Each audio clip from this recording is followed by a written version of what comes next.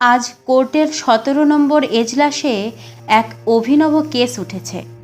এক ভদ্রমহিলা জীবনের মধ্যাহ্ন পেরিয়ে এসে স্বামীর কাছ থেকে আলাদা হতে চান নিঃশর্তে, অথচ স্বামী তার স্ত্রীকে কিছুতেই ছাড়তে চান না। বিষয়টা এই রকম। চাকরিরতা স্ত্রী, বয়স প্রায় 50-এর কাছে, হঠাৎ করে ইচ্ছে প্রকাশ করলেন যে আর সংসার করবেন না তিনি। সংসার করতে তার আর ভালো লাগছে না, তাই সব কিছু থেকে নিজেকে মুক্ত করতে নিঃশর্তে ডিভোর্স চাইছেন দাম্পত্য জীবন থেকে। কিন্তু স্বামী চান স্ত্রীর সাথে জীবনের শেষ দিন পর্যন্ত কাটাতে। একমাত্র মেয়ে তার নিজের জীবনে প্রতিষ্ঠিত, তাই জীবনের বাকি সময়টা স্ত্রীর সাথেই একান্তে আনন্দে কাটিয়ে দিতে চান তিনি। কোর্টের চত্বরে বিশাল কৌতূহল। বিচারক কার পক্ষে রায় দেবেন, কার দলিল কতটা পোক্ত জেতার জন্য। শঙ্খনীল আর অনুপমা দাম্পত্য জীবনের 25 বছর কাটিয়ে দিয়েছেন একসাথে। একটিমাত্র কন্যা সন্তানকে নিয়ে গড়ে ওঠা তাদের সংসারে কেউ কখনো অশান্তি দেখেনি। বাইরে থেকে সবাই জানতো এরা সবাই সুখী। এমনকি শঙ্খনীল অনুপমার বন্ধু মহলে ওরা স্বামী স্ত্রী হিসেবে সেরা দম্পতির একটা উদাহরণও ছিল। সেই দম্পতির এমন কাহিনী যেন মেনে নেওয়া যায় না। 25 বছরের দাম্পত্য জীবনে যখন মানুষ রজত জয়ন্তী বিবাহবার্ষিকী পালন করেন, ঠিক সেই সময়েই অনুপমার এমন আইনি আপিল। বিচারক জিজ্ঞেস করলেন অনুপমাকে, আপনার স্বামী কি পরকীয়া করেন? অনুপমার উত্তর, বর্তমানে আমার স্বামীর জীবনে আমি ছাড়া কেউ নেই, আমি তার সবচেয়ে কাঙ্ক্ষিত নারী। বিচারক আবারও জিজ্ঞেস করেন, তাহলে উনি কি অত্যাচারী? ডোমেস্টিক ভায়োলেন্স হয় আপনার সাথে? অনুপমা হেসে বললেন, মোটা টাকা মাইনে পাওয়া বউয়ের উপরে ডোমেস্টিক ভায়োলেন্স করতে পারেন কোন স্বামী?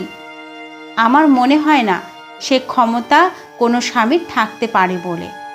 তাহলে কেন ডিভোর্স চান আপনি আপনার স্বামীর থেকে? আপনার সাথে কোনো খারাপ কিছু না হলে তো আর শুধু শুধু একটা সম্পর্ক থেকে বেরিয়ে যেতে পারেন না আপনি।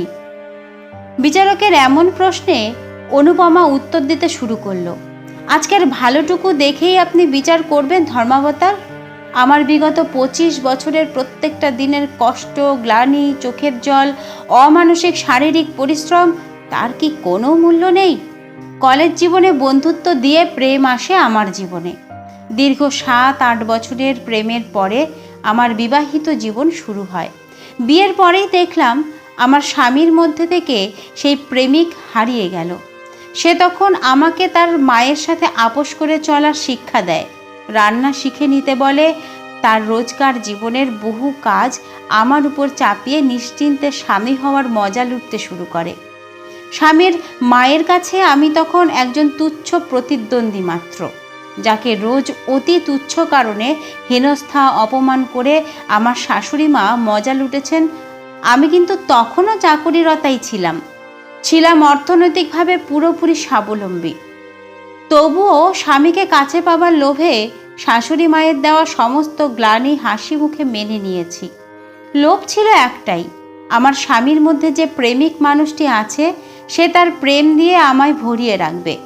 যতই অর্থনৈতিকভাবে স্বাবলম্বী হই না কেন, বাজারে তো আর প্রেম বিকোয় না যে অর্থ দিয়ে কিনে নেব। তাই নিজের উজাড় করা ভালোবাসা দিয়ে তার সংসারে নিজেকে মানিয়ে নিয়ে তার মায়ের সামনে নিজেকে চরম ব্যর্থ হিসেবে প্রমাণ করে আমি সেই প্রেমিকের প্রেম পেতে চেয়েছিলাম, কিন্তু পাইনি আমি সেই প্রেম। সেই প্রেমিক ভালোবাসার কবরে চাপা পড়ে গিয়ে একজন স্বামীকে ফিরিয়ে দিল আমার কাছে, যে খুব ভালো সন্তান, যে খুব ভালো ভাই, আবার যে খুব ভালো বাবা, ভালো বন্ধু, এমনকি ভালো বসও প্রমাণিত হলো। শুধু হতে পারলো না আমার প্রেমিক। ভালো প্রেমিক চাইনি, প্রতিপত্তি থাকা অর্থবান প্রেমিকও চাইনি, শুধু সামান্য একজন প্রেমিককে চেয়েছিলাম যার বিশাল হৃদয়টা শুধু আমার জন্য তোলা থাকবে। কিন্তু কিছুই হয়নি। আমি সেই মানুষটার ভালোবাসার বাঁধনে পড়ে তার সন্তানের মা হলাম। সংসার, সন্তান, চাকরি সব কিছু সামলাতে গিয়ে যখন আমি নাজেহাল, যখন প্রতিদিন প্রতি ক্ষণে আমার শাশুড়ি মায়ের গঞ্জনায় আমি অতিষ্ঠ, তখন আমার প্রেমিককে একটু পাশে চেয়েছিলাম, যে আমার পিঠের ব্যথায় তার হাতটা বুলিয়ে দেবে, যে অফিস শেষে তার ক্লান্ত শরীরটা নিয়েই আমার ক্লান্ত শরীরের পাশে দাঁড়িয়ে বলবে, চলো আজ দুজনে মিলে কাজগুলো সেরে ফেলি। আমি মানা করলেও সে বলবে, ক্লান্ত তো দুজনেই, অফিস তো দুজনেই করেছি, তাহলে ঘরের সবটুকু তুমি একা করবে কেন? আমি চেয়েছিলাম সেই প্রেমিককে যে তার মায়ের গঞ্জনার সামনে দাঁড়িয়ে বলবে, এর চেয়ে বেশি কিছু আমার অনুপমা করতে পারবে না, তুমি ওকে অপমান করবে না। ভুলে যেও না, অনুপমা শুধু আমার স্ত্রী নয়, সে আমার ভালোবাসাও। সে বলেনি ধর্মাবতার, আমার হয়ে একটি কথাও খরচ করেনি সে, বরং বাচ্চা হওয়ার পরে যখন আমার শরীরে পেটে স্ট্রেচের দাগ, পেটটা মোটা, রাতের পর রাত না ঘুমিয়ে চোখের কোণে কালি পড়ে গেল, তখন আমার সেই কুশ্রী চেহারাটাকে সে অবজ্ঞা করতে শুরু করে। তার কাছে সে সময় চেহারায় চড়া রং মাখা অফিস কলিগটির দুঃখ ছিল বেশি গুরুত্বপূর্ণ। অফিসের পরেও বাড়ি ফিরে এসে তার সাথে চলতো ফোনে বার্তালাপ। আমি সব দেখেও চুপ ছিলাম। বহুবার আমার স্বামীর কাছে কাকুতি মিনতি করে বলেছি, আমি তোমার প্রেমিকা হতে চাই, কিন্তু আমার স্বামী তখন অন্য মহিলার মধ্যে প্রেমিকা খুঁজতে ব্যস্ত। আমি তবুও যাইনি আমার স্বামীকে ছেড়ে, বুকের মধ্যে পাথর চাপা দিয়ে অপেক্ষায় থাকলাম, যদি আমার সেই হারিয়ে যাওয়া প্রেমিকটাকে ফিরে পাই কোনোদিন, এই আশায়। মেয়েকে নিয়ে আমি তখনও আলাদা হতে পারতাম, কিন্তু হইনি, কারণ আমি চাইনি আমার সন্তান তার বাবার ভালোবাসা থেকে বঞ্চিত হোক। কিন্তু আমার স্বামী কি ভেবে দেখেছিলেন, তার প্রেম তার ভালোবাসাকে যদি আমি তার মতোই অপমান করতাম, বেঁচে আসতাম অন্য কোনো পুরুষের কাছে, তাহলে তার কেমন লাগতো? সে ভাবেনি ধর্মাবতার, সে কোনোদিন আমার জায়গায় তাকে বসিয়ে ভাবেনি আমার কষ্টটা কোথায়, বরং আমার কিঞ্চিত প্রতিবাদও তার পৌরুষকে নাড়িয়ে দিত। আমার সিঁথিতে এক চিলতে করুণার সিঁদুর দিয়েছে বলে সে বহুবার অতি সহজে বলতে পেরেছে, বউ বউয়ের মতো থাকবে। হ্যাঁ ধর্মাবতার, বউ বউ হয়ে বেঁচে থাকতে হয়েছে আমায়, প্রেমিকা হতে পারিনি। একমাত্র মেয়ের যাবতীয় দায়িত্ব একা বয়ে চলেছি নিঃশব্দে। যতই কষ্ট হোক না কেন আমার, মুখ ফুটে বলতে পারিনি, কারণ আমি জানতাম আমার সব অনুরোধের একটাই উত্তর আসবে, পারবো না। আমার স্বামী আমাকে সেরা বউয়ের শিরোপাটা দিয়েছেন তার বন্ধু মহলে, গর্ব করে বুক ফুলিয়ে বলেছেন, আমার বউয়ের সাথে আমার কখনো ঝগড়া হয় না, আমার বউ ভীষণ অ্যাডজাস্টিভ, আমার ব্যক্তিগত জীবনে নাক গলায় না কখনো। কি করে নাক গলাবো বলুন তো, কি করে অ্যাডজাস্টিভ হব না বলুন তো? তার ব্যক্তিগত জীবনটা তো তার একার ছিল। সে বিবাহিত হয়েও বিনা নোটিসে বন্ধুদের সাথে বেরিয়ে পড়তো ভ্রমণের পথে, রাতের পর রাত আড্ডা দিয়ে কাটিয়ে দিতেন নির্দ্বিধায়। কখনো জানতে চাননি অনুপমার তাকে প্রয়োজন আছে কিনা। তার ব্যক্তিগত জীবনটা যেমন একান্ত তার, আমার ব্যক্তিগত জীবনটাও কি আমার একান্ত ব্যক্তিগত নয়? আমি দীর্ঘ 25 বছর ধরে স্ত্রীর ভূমিকা পালন করে চলেছি, 23 বছর ধরে মায়ের ভূমিকা পালন করে চলেছি। যে সন্তানকে নিজে যেচে পৃথিবীতে নিয়ে এসেছিলাম, তার সমস্ত দায়িত্ব পালন করে তাকে জীবনে প্রতিষ্ঠিত করে দিয়েছি, স্বাবলম্বী করে দিয়েছি। নিজের জীবনকে শূন্য করে সবার জীবনকে পরিপূর্ণ করেছি, কিন্তু বিনিময়ে আমি কি পেয়েছি? কিচ্ছু না, বরং প্রতিক্ষণে আমার ভেতরের প্রেমিকাকে একটু একটু করে মরতে দেখেছি আমি, অবসাদে নিঃশব্দে তাকে কাঁদতে দেখেছি আমি। সেই প্রেমিকাকে আমি বাঁচাতে পারিনি ধর্মাবতার, কিন্তু আমার মধ্যে যে মানুষটা বেঁচে আছে এখনো, তাকে আমি পরিপূর্ণ রূপে বাঁচতে দিতে চাই।